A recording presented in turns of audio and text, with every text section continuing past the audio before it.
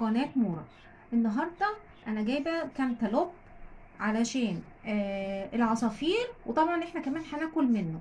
بس انا انتهزت الفرصة دي وانا بقطعه، ان انا هقطع منه جزء اللي هو القشر ده، اجزاء من الكانتالوب كده عشان اخدها للعصافير. العصافير بتحب ان هي تاكل الكانتالوب اللي هو بيبقى في القشر، بتاكل الاجزاء اللي هي دي.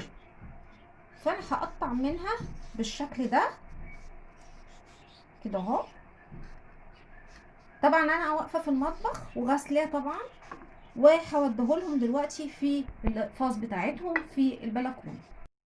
دلوقتي انا هبدا احط الكانتالوب عند طيور البادجي.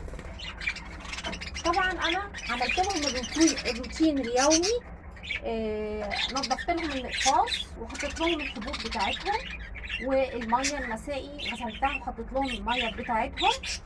دلوقتي بقى في وسط النهار رحت حاطه لهم الكانتالوب عشان الجو حر. وعند الكوكتيل كمان هحط الكانتالوب بالشكل ده.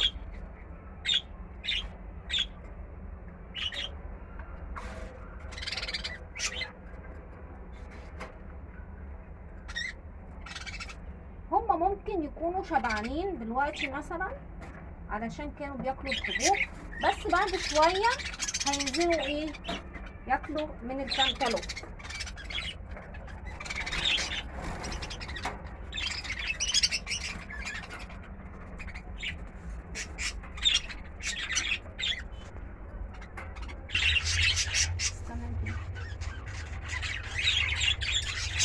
دلوقتي شايفين الكوكتيل بدأ ياكل في الكانتالوب. طبعا انا دلوقتي بهتم بالعصافير الكوكتيل والبادجي. ببدأ اقدم لهم الوجبات خلال الاسبوع من الخضروات والفواكه بجانب الحبوب، علشان الفترة اللي جاية بعد كده لما اركز الاعشاب للعصافير علشان يبقى فيه التزاوج ما بينهم، يبقى عندهم نوع من النشاط والحيوية. كمان بس هبقى اجيب لهم بعض الفيتامينات. دلوقتي الكوكتيل بياكل الكانتالوب زي ما احنا شايفين. بعد كده في الايام اللي جايه هجيب فيتامينات من عند بتاع العصافير، علشان هيقول لي على الكميات معينه احطها لهم في الميه لمده كذا يوم علشان تديهم الحيويه والنشاط خلال فتره التزاوج. احنا شايفين الكوكتيل دلوقتي وهو بياكل الكانتالوب. نبص كده على قفص البادجي فوق، هنلاقيهم كلهم خايفين من الكانتالوب لانه ممكن يكونوا شبعانين.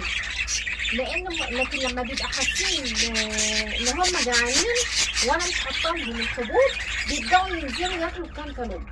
لكن انا كمان حاطه لهم الحبوب من اول النهار فهم حاسين ان هم شبعانين، فعشان كده هم مش ما نزلوش ياكلوا. وقت ما هيحسوا بالجوع وهيلاقوا نفسهم جعانين هينزلوا ياكلوا.